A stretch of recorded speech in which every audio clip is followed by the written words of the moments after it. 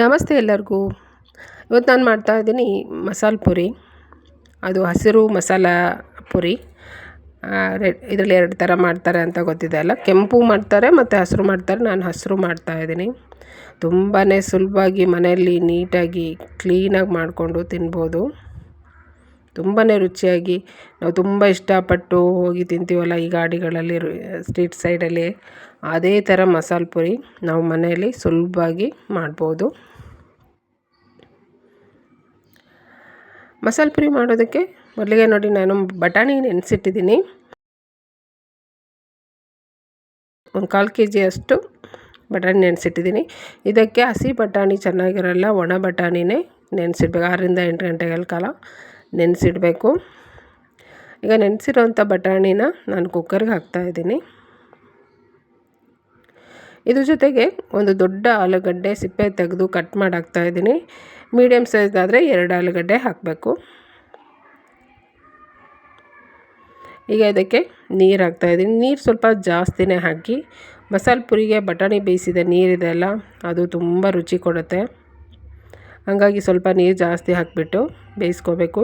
ಈಗ ಬಟಾಣಿಗೆ ಬೇಕಾಗಿರೋಷ್ಟು ಉಪ್ಪು ಹಾಕಿ ನಾನು ಕುಕ್ಕರ್ನ ಮುಚ್ಚಳ ಮುಚ್ಚಿ 3-4 ವಿಜಲ್ ಆಗೋದಕ್ಕೆ ಬಿಡ್ತೀನಿ.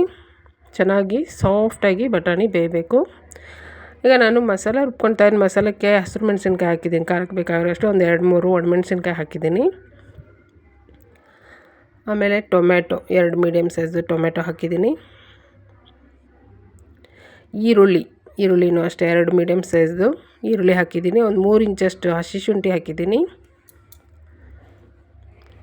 1 ಉಂಡೆ ಬೆಳ್ಳುಳ್ಳಿ ಸಿಪ್ಪೆ ಸುಲಿದ್ಬಿಟ್ಟು ಹಾಕಿದ್ದೀನಿ.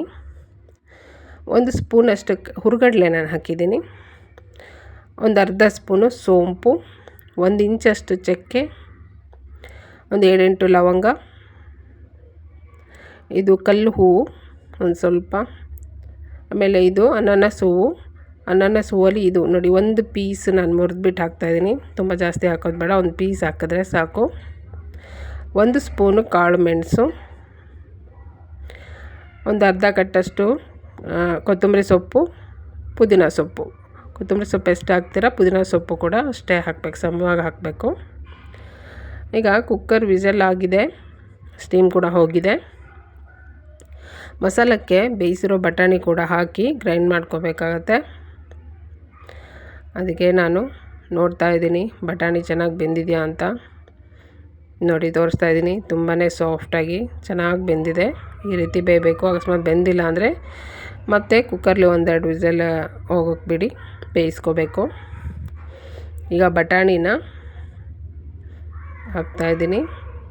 ಒಂದು 4-5 ಸ್ಪೂನಷ್ಟು ಹಾಕಿ ಇದಿಷ್ಟನ್ನು ನುಣ್ಣಗೆ ಗ್ರೈಂಡ್ ಮಾಡ್ಕೋಬೇಕು. ಫುಲ್ಲು ನುಣ್ಣಗೆ ಮಾಡ್ಕೋಬೇಕು. ನೋಡಿ ಈ ರೀತಿ ಮಾಡ್ಕೊಂಡಿದ್ದೀನಿ ನಾನು. ಈಗ ಇದಕ್ಕೇ ನಾನು ಬೇಯಿಸಿರೋಂಥ ಆಲೂಗಡ್ಡೆನ ಹಾಕ್ತಾಯಿದ್ದೀನಿ. ಇದಕ್ಕೆ ಆಲೂಗಡ್ಡೆ ಹಾಕಿಬಿಟ್ಟು ಸ್ವಲ್ಪ ನೀರು ಹಾಕಿ ಮತ್ತು ಇದನ್ನು ಗ್ರೈಂಡ್ ಮಾಡ್ತೀನಿ.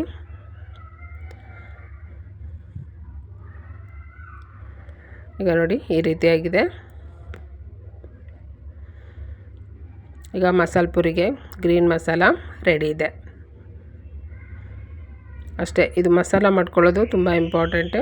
ಮತ್ತು ಬಟಾಣಿ ಚೆನ್ನಾಗಿ ಬೇಯಿಸ್ಕೋಬೇಕು, ಸ್ವಲ್ಪ ನೀರು ಜಾಸ್ತಿ ಹಾಕಿ.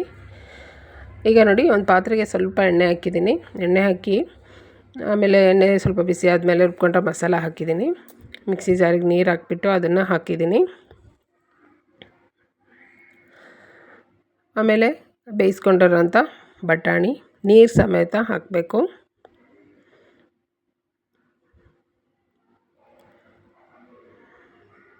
ಕೆಲವರು ಬಟಾಣಿನ ಮ್ಯಾಶ್ ಮಾಡಿಬಿಟ್ಟು ಹಾಕ್ತಾರೆ.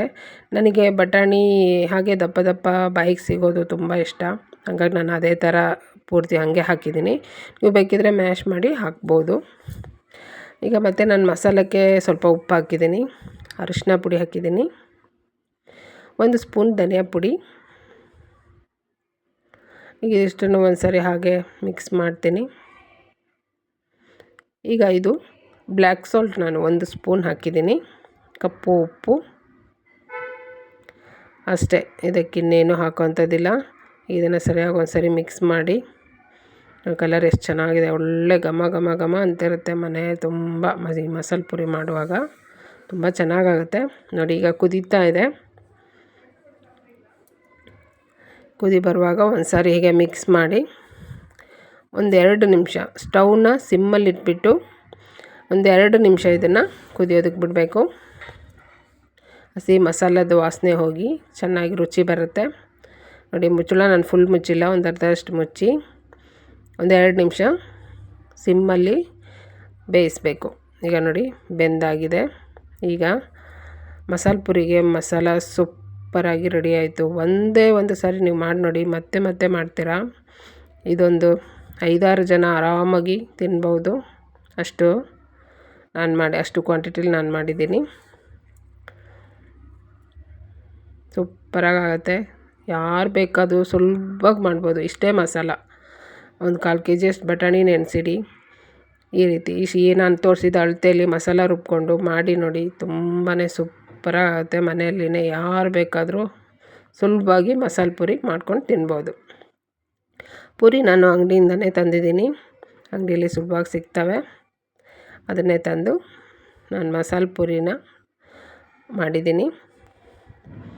ಈಗ ಮಸಾಲ ಪುರಿ ಹಾಕಿ ಹುರಿದಿರೋ ಅಂಥ ಸ್ವಲ್ಪ ಕಡಲೆ ಬೀಜ ಹಾಕಿದ್ದೀನಿ. ಆಮೇಲೆ ಖಾರ ಸೇವ್ ಹಾಕಿದ್ದೀನಿ. ಚಿಕ್ಕದಾಗಿ ಹೆಚ್ಚಿರೋ ಈರುಳ್ಳಿ, ಟೊಮೆಟೊ, ಕೊತ್ತಂಬರಿ ಸೊಪ್ಪು ಹಾಕಿದ್ರೆ ಸೂಪರಾಗಿ ಮನೆಯಲ್ಲಿನೇ ಮಾಡ್ಕೊಂಡು ತಿನ್ನಿ. ಮಸಾಲ ಪುರಿ, ಗ್ರೀನ್ ಮಸಾಲ ಪುರಿ ತುಂಬಾ ಚೆನ್ನಾಗಿತ್ತು. ನನ್ನ ವಿಡಿಯೋ ಇಷ್ಟ ಆದರೆ ಲೈಕ್ ಮಾಡಿ, ಶೇರ್ ಮಾಡಿ, ಸಬ್ಸ್ಕ್ರೈಬ್ ಮಾಡಿ. Thank you.